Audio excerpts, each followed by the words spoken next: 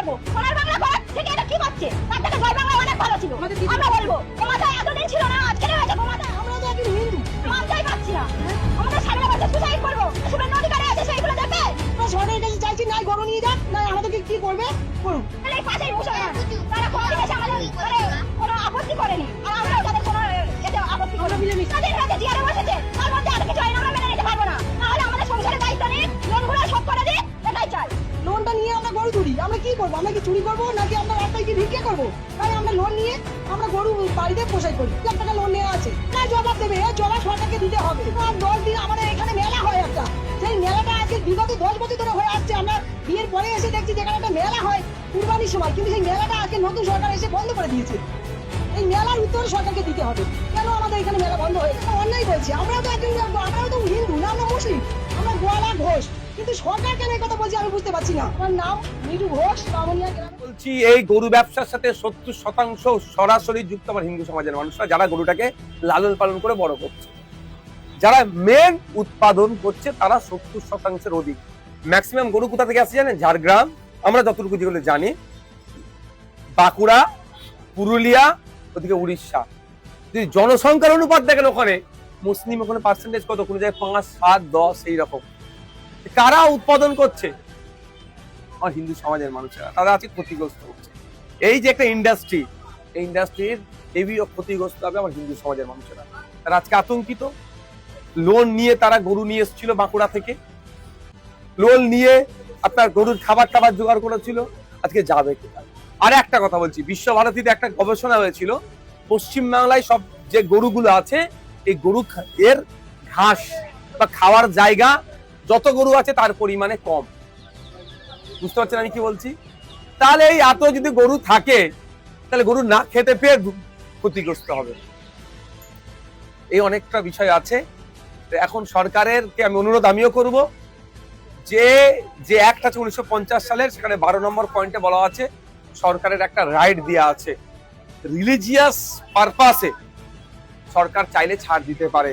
আমি সরকারের কাছে অনুরোধ করব, একদিকে যেমন হিন্দু ভাইরা ক্ষতিগ্রস্ত হচ্ছে, অপরদিকে মুসলমান ভাইদের যদি গরু কুরবানি না দেয়, তার পরিবর্তে অল্টারনেটিভ ব্যবস্থা আছে, যে পারবে না এরকম ব্যাপার নয়, তারপরেও যারা কিনে ফেলেছে বা যারা এখন কি করবে এই দ্বিধাগ্রস্তর মধ্যে আছে, তাদের কথা মাথায় রেখে 12 নম্বর সেকশনটাকে আপনি, আপনার ক্ষমতা আছে, সরকারের ক্ষমতা, সেটা দিয়ে আপনি সেটাকে এক্সারসাইজ করুন।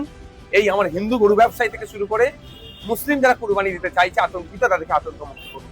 এই বিষয়টাকে নিয়ে বিধানসভায় কি উত্থাপন করবেন? ভাই বিধানসভায় পরে হবে 18ই জুন, অবশ্য তখন চর্চা হবে, তার মধ্যে কুরবানি হয়ে যাবে।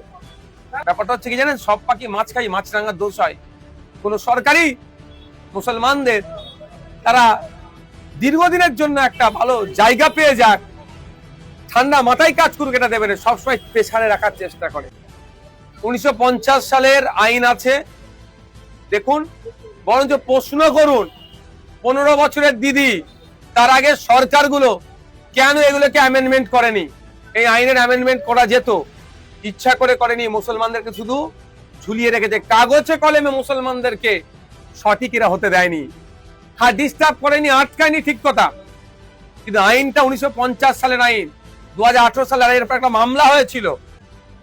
প্রশ্ন এখানে করুন যে 15 বছর তোমরা সরকার চালালে এই আইনের সংশোধন করলে না কেন?